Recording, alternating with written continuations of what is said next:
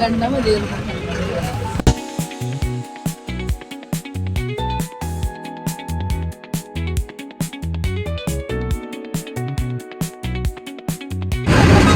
ബന്ധുപ്പൂര് അങ്ങനെ കാണാൻ പോകുന്നതാ.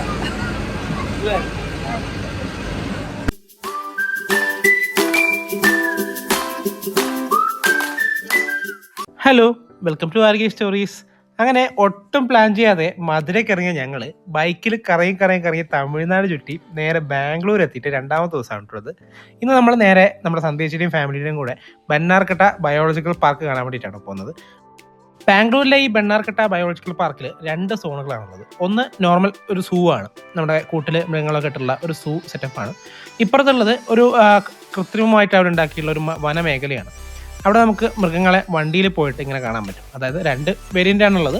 ഒന്ന് കൂട്ടിലിട്ട മൃഗങ്ങളെ കാണാം, രണ്ടാമത് ഒരു വണ്ടീൻ്റെ ഉള്ളിൽ കൂട്ടിൻ്റെ ഉള്ളിൽ നമ്മളുണ്ടാവും, പുറത്തു കൂടെയൊക്കെ മൃഗങ്ങൾ ചുറ്റിപ്പറ്റി നടക്കുന്നുണ്ടാവും. ഞങ്ങൾക്ക് ഏറ്റവും എക്സൈറ്റിംഗ് ആയിട്ട് തോന്നിയത് ആ പുറത്തു കൂടെ മൃഗങ്ങളൊക്കെ ചുറ്റിപ്പറ്റി നടക്കുന്നത്, നമ്മൾ വണ്ടിയിൽ കറങ്ങുന്ന ഒരു സഫാരി വേൾഡ് ആയിരുന്നു. കാരണം ഇതിനു മുമ്പ് പല സഫാരിക്ക് പോയിട്ടുണ്ടെങ്കിലും മൃഗങ്ങളെ കാണാനുള്ള ഒരു എക്സ്പീരിയൻസ് നമുക്ക് ഉണ്ടായിട്ടില്ല.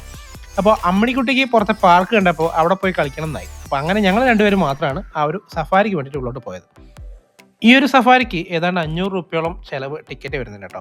ഇതിന് മുമ്പ് ഞങ്ങൾ ബന്ദിപ്പൂരിലും മുത്തങ്ങയിലൊക്കെ ജീപ്പ് സഫാരിക്ക് വേണ്ടി പോയിട്ടും ആകെ കണ്ടത് കുറച്ച് മാനിനെ മാത്രമാണ്. അപ്പം അതിൻ്റെ വിഷമം നല്ലോണം ഉണ്ടായിരുന്നു. അത് അമ്മൂൻ്റെ മുഖത്തും കാണാം. ഓരോരോ സോണുകളിൽ ഓരോരോ ഗേറ്റുകളും ഗേറ്റ് കീപ്പേഴ്സും ഉണ്ട്. നമ്മൾ പോകുന്ന വണ്ടി ഗേറ്റിന്റെ മുന്നിൽ എത്തിയാൽ മാത്രമേ ഗേറ്റ് ഓപ്പൺ ആവൂ. ഉള്ളിലേക്ക് കയറി ഞങ്ങൾ ആദ്യം തന്നെ കണ്ടത് മാനിനെയാണ്. കൊമ്പുള്ള മാനും സാധാരണ നമ്മൾ കാണുന്ന മാനും ഉണ്ടായിരുന്നു. അത് കഴിഞ്ഞ് ഈ കാട്ടിയെയും വൈൽഡ് കൗ ഒക്കെ ഉണ്ടെന്ന് ഞാൻ ഇവിടെ എത്തിയപ്പോഴാണ് മനസ്സിലാക്കിയത്. ദേ ഈ കാണുന്നത് വൈൽഡ് കൗ ആണ്.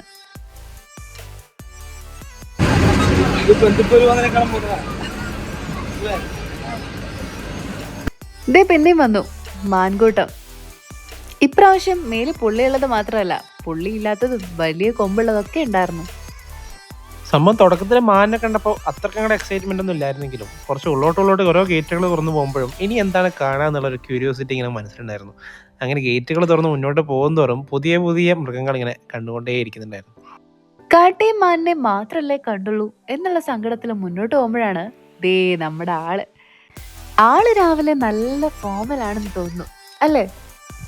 ചെറിയ ആനക്കുട്ടികളെ കണ്ടിട്ട് കുറെ കാലമായിട്ടുണ്ടായിരുന്നു, പക്ഷെ നമുക്കങ്ങനെ കാണാൻ പറ്റിയില്ല. ഇത് ഒരുത്തനിവിടെ കൂർക്കം വലിച്ചു കിടന്നുറങ്ങുമായിരുന്നു.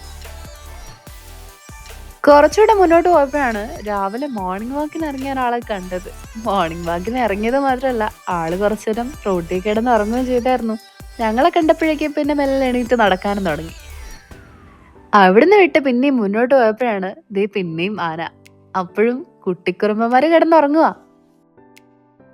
ആനയും കാട്ടിയും പോത്തൊക്കെയായി കൂട്ടത്തിലെ രാജാവിനെ കാണുന്നില്ലോ എന്ന് ഓർത്തപ്പോഴാണ് ഒരു ഗേറ്റ് തുറക്കുന്നത്. ആ ഗേറ്റ് തുറന്നിട്ട് തൊട്ടടുത്ത വലതുവശത്തുള്ള കാട്ടിലേക്ക് നോക്കിയപ്പോൾ അവിടെ നിൽക്കുന്നു നമ്മുടെ ആശാൻ സിംഹരാജാവ്.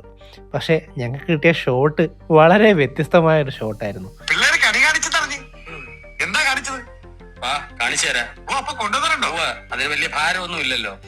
ആശാൻ രാവിലെ പ്രഭാത കൃത്യങ്ങളൊക്കെ തീർക്കാനായിട്ട് അങ്ങോട്ട് ഇറങ്ങിയതായിരുന്നു. ആ സമയത്താണ് ഞാൻ ക്യാമറയും കൊണ്ട് മൂപ്പരമ്മൂട്ടിലേക്ക് പോകുന്നത്. എന്താല്ലേ, പറഞ്ഞിട്ട് കാര്യമില്ലല്ലോ. കുറച്ചുകൂടി മുന്നോട്ട് പോയപ്പോൾ മൂപ്പര കൂട്ടുകാരൻ ഇപ്പുറത്ത് ചില്ല് ചെയ്തിരിക്കുന്നത് കാണുന്നുണ്ട്. മൂപ്പര സഹധർമ്മിണിയും കൂടെ ഉണ്ടായിരുന്നു കേട്ടോ. ഇതിനുള്ളിലേക്ക് എൻട്രി ടിക്കറ്റ് എടുക്കുന്ന സമയത്ത് തന്നെ ഏറ്റവും കൂടുതൽ ആഗ്രഹം ഉണ്ടായിരുന്നത് കടുവയും പുലിയും സിംഹത്തിനൊക്കെ കാണണമെന്നായിരുന്നു. പക്ഷെ ഈ വൈറ്റ് ടൈഗറിന് കാണുന്നത് ഞാൻ ഒട്ടും പ്രതീക്ഷിച്ചില്ലായിരുന്നു.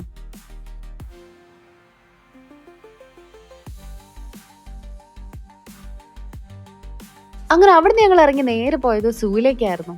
സൂല് പിന്നെ നമ്മൾ എല്ലായിടത്തും കാണുന്ന പോലെ തന്നെ ആയിരുന്നു. പിന്നെ ഇവിടെ മാത്രമുള്ള ഒരു പ്രത്യേകതയാണ് ബന്നാർഘട്ട ബട്ടർഫ്ലൈ പാർക്ക്. അങ്ങനെ കടുവയുടെ റാമ്പ് വാക്കും കരടിയുടെ ഉറക്കമൊക്കെ കണ്ട് ഞങ്ങൾ മെല്ലെ മുന്നോട്ട് നടന്നു. ഹിപ്പോപ്പൊട്ടാമസിനെയും ആനക്കുട്ടികളൊക്കെ കണ്ട് പുറത്തേക്ക് ഇറങ്ങി.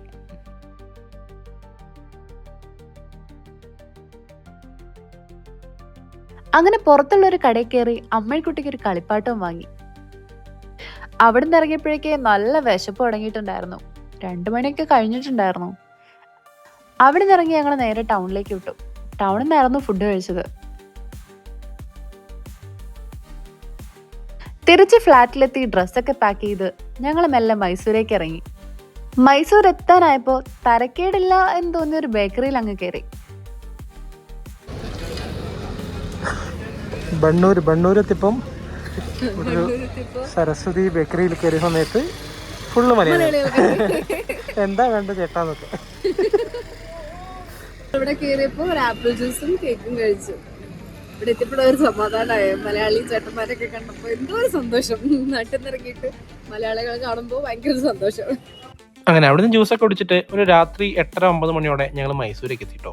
പോണ വഴിക്കൊക്കെ ലൈറ്റൊക്കെ ഇട്ട് അലങ്കരിച്ചിട്ടുണ്ടായിരുന്നു. മൈസൂർ ദസറയ്ക്കൊക്കെയുള്ള പുറപ്പാടുകൾ തുടങ്ങിയിട്ടുണ്ടായിരുന്നു. അപ്പോൾ അടുത്ത ദിവസം മൈസൂരിലെ കാഴ്ചകളായിട്ട് കാണാം. ചാനൽ സബ്സ്ക്രൈബ് ചെയ്യാത്തവർ സബ്സ്ക്രൈബ് ചെയ്യണേ. Bye bye.